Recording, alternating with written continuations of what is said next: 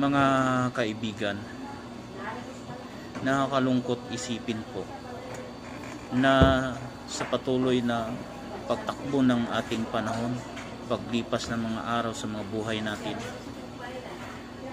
at sa aming mga magsasaka, nakakalungkot pong isipin ng aming produkto pag binibili ay mura, ngunit pagtungtong na po sa pamilihan, mas malaki po ang halaga, halos mahigit pa sa doble.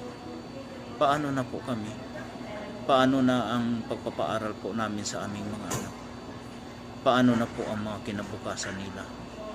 At isa pa po, ang nakakalungkot pa rin ay ang pag-aproba ng NEDA sa bagong importasyon ng bigas.